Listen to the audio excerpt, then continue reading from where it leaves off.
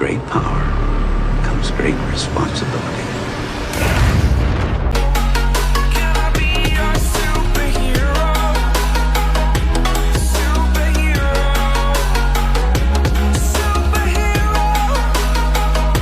तो यार इस बात में तो बिल्कुल भी शक नहीं है कि अपने एमसीयू का स्पाइडरमैन यानी कि टॉम हॉलैंड वाला स्पाइडरमैन फैंस के बीच में काफ़ी ज़्यादा पॉपुलर होने लगा है।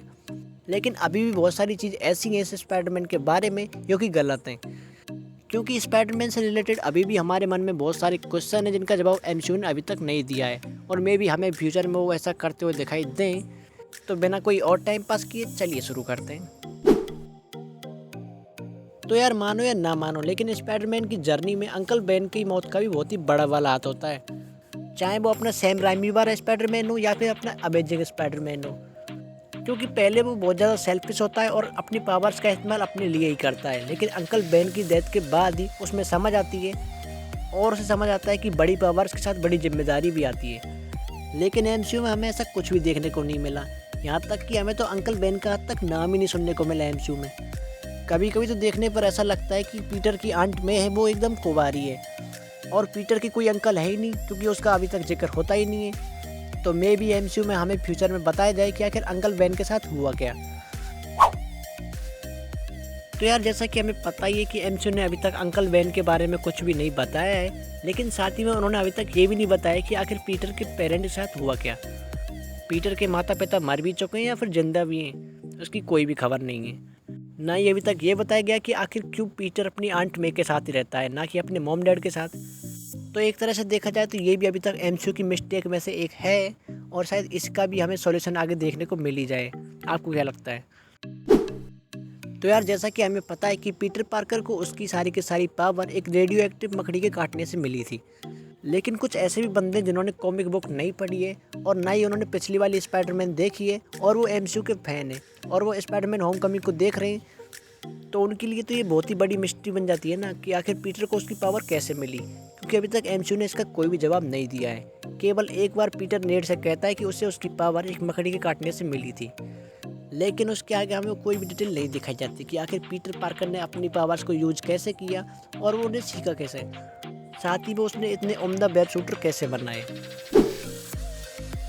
तो जैसा कि पिछली स्पाइडरमैन मूवीज और कॉमिक्स में दिखाया गया है कि हैरी और पीटर की फ्रेंडशिप काफ़ी ज़्यादा अच्छी है, भले ही कभी कभी उन दोनों के बीच में बहुत सारी लड़ाइयाँ हुई हों और वे के साथ ना हो, लेकिन उनकी फ्रेंडशिप बहुत ही गजब वाली है।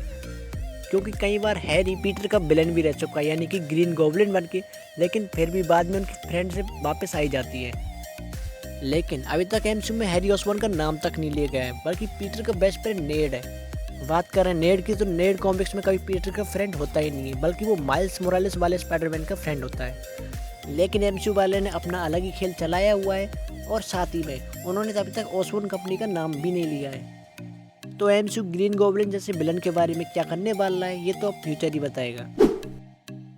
तो जैसा कि हमने Captain America Civil War movie में देखा था कि टोनी स्टार्क पीटर पार्कर को अपने साथ ले जाता है ताकि वो कैप्टन अमेरिका से लड़ सके, लेकिन यहाँ पे सबसे बड़ा सवाल यही बनता है कि आखिर टोनी स्टार्क को कैसे पता था कि पीटर पार्कर स्पाइडरमैन है, जबकि हम तो जानते हैं कि पीटर अपनी आइडेंटिटी छुपाने में बहुत ही बड़ा उस्ताद है।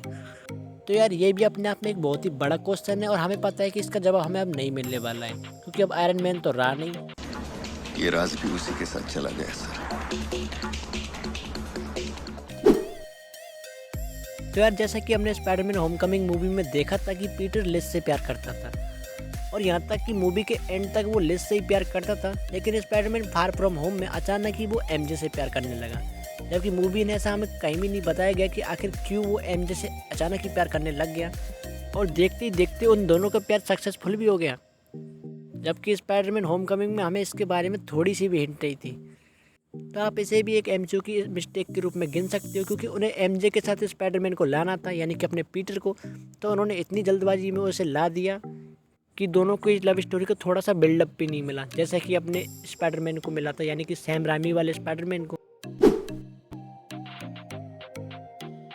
तो यार हमें स्पाइडरमैन होमकमिंग के एंड में देखने को मिला था कि आंट मे को पता चल चुका है कि पीटर ही स्पाइडरमैन है, तो हमें लगा था कि स्पाइडरमैन फार फ्रॉम होम में पीटर की आंट उस पर रोक टोक लगाएगी ताकि वो अपनी लाइफ को खतरे में ना डाले, लेकिन फार फ्रॉम होम में हमें सब कुछ भी नहीं देखने को मिला, बल्कि अपनी आंट में तो बहुत ज़्यादा खुश हैं कि पीटर ही स्पाइडरमैन है। और हमको तो पता ही कि वो अपने पिछले वाले स्पाइडरमैन थे, यानी कि टोबी मैguire वाले और एंड्रू गारफील्ड वाले थे। अगर उनकी आंट को पता चल जाता कि वो दोनों स्पाइडरमैन हैं तो आपको पता ही है कि क्या होता। वो दोनों उनके घर से बाहर निकलना मुश्किल कर देते।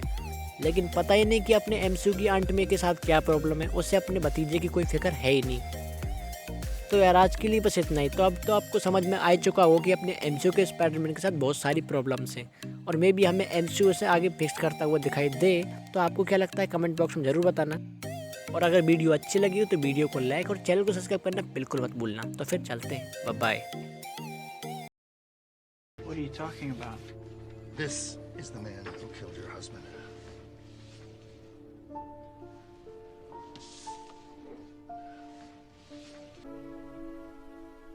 We tired of playing with your ass, nigga. Today your ass is gonna die, bitch. Say goodnight, motherfucker.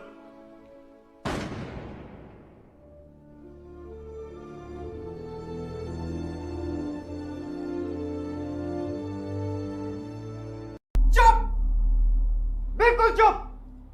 हिम्मत कैसे हुई तेरी मुंह खोलने की?